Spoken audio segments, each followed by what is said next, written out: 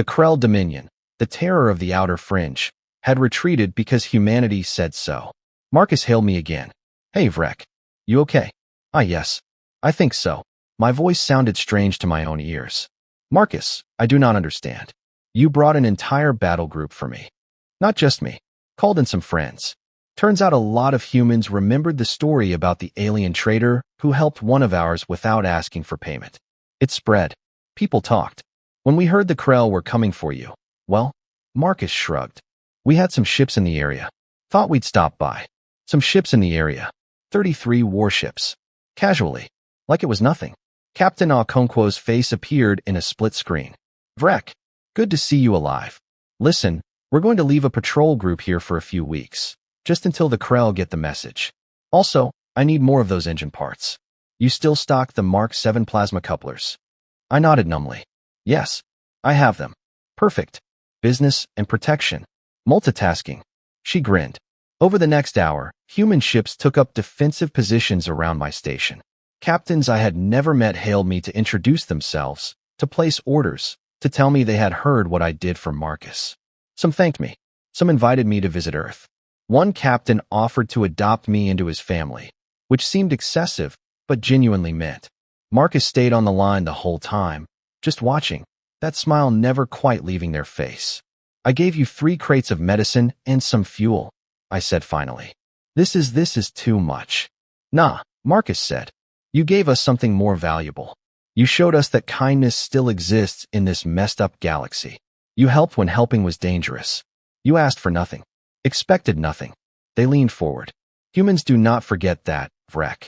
We do not forget the people who stand with us. And when someone threatens our friends. Marcus gestured at the fleet surrounding my station. We show up. Every time. Without fail. I felt something warm bloom in my chest. Thank you, Marcus. Thank you, Vrek, for reminding us what we are fighting for. The humans stayed for 3 weeks. The Krell never came back. Word spread fast through the outer fringe. Touch Vrek's station, and humanity comes for you. I never paid for that medicine. But I gained something far more valuable. I gained proof that in this vast, often cruel galaxy, some species still believe in loyalty. Still believe in protecting those who cannot protect themselves. Still believe that a single act of kindness deserves an entire fleet in response. Humans are insane. Absolutely, completely, wonderfully insane. And I would not have it any other way. 3 hours after the incident in Professor Velk-Nine's lecture hall, Mira sat in the Academy's central garden, a massive biodome that housed plant life from 70 different worlds. The air smelled like rain and something sweet she couldn't identify. Her armor was back in place, sealed tight, doing its job. She wasn't alone for long. Commander Thrace, the Academy's headmaster, approached with the heavy footsteps of someone who had fought in more wars than most species had recorded history. He was Gorvian, built like a walking tank, with gray armored hide and eyes that had seen too much. Quite the performance today, he rumbled, settling onto a bench that groaned under his weight. Half the faculty wants to commend you. The other half wants to expel you for disrupting class. Mira didn't look at him. And you? Me? Thrace made a sound like rocks tumbling down a mountain, which might have been laughter. I want to know why you waited 6 months to make your point. You've been sitting in that class since the semester started, wearing that armor every single day. Velk-Nine finally worked up the courage to challenge you, and you were ready. So what changed? Smart. The commander hadn't gotten his position by being slow.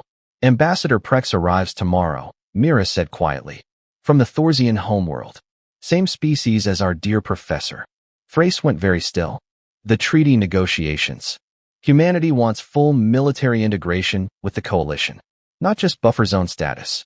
Real partnership. Equal representation on the War Council. Mira finally turned to face him. But certain species, the Thorsians in particular, have been lobbying against it. They say humans are too volatile.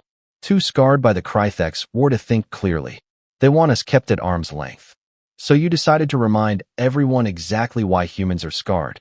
I decided to remind everyone that we earned these scars defending their worlds while they were still arguing about jurisdiction and proper military protocols. Her voice had an edge now, sharp enough to cut. We lost 70 million people because the coalition took 3 months to authorize defensive support. 3 months, Commander. Thrace nodded slowly. You think showing those burns will change minds? No, Mira admitted. But it will make them uncomfortable. And uncomfortable people make mistakes. They show their true positions. Ambassador Prex will walk into those negotiations tomorrow having seen what his species professor thinks of human sacrifice. The students who were in that hall today, they're from 40 different worlds. They'll talk. They'll tell their families, their governments. You're playing politics. I'm playing survival, Mira corrected. Because if humanity doesn't secure full integration now, we'll always be the expendable buffer. The next time something terrible comes through the outer rim, guess who gets thrown in front of it again? A group of students passed nearby, talking in animated clusters. Several glanced toward Mira, and she caught fragments of conversation through her translator. Words like brave and sacrifice and dignity, but also dangerous and calculating. Good. Let them wonder. Thrace stood, his massive frame blocking out one of the artificial suns overhead. You know what the real problem is, Kade? You're right. About all of it. The Coalition did abandon Earth. We did take too long. And yes, certain members have been working to keep humanity marginalized. He paused. But being right and being smart aren't always the same thing. You've made enemies today. I made enemies the day I survived when 70 million others didn't, Mira replied. At least now they're enemies who have to look at what they cost us. The commander studied her for a long moment, then did something unexpected. He saluted, a crisp military gesture that crossed all species boundaries. Your tactical theory exam is next week, he said. I expect you to pass with honors. We need voices like yours in the Coalition military structure. Voices that remember what war actually costs. As he walked away, Mira sat alone again among the alien flowers and manufactured sunlight. Her armor pressed against her burns, a constant reminder, a permanent record. Tomorrow, Ambassador Prex would arrive. The treaty negotiations would begin, and somewhere in those discussions, someone would mention the human student who stood in a lecture hall and showed her scars to 200 future military leaders. Some would call it manipulation. Others would call it truth.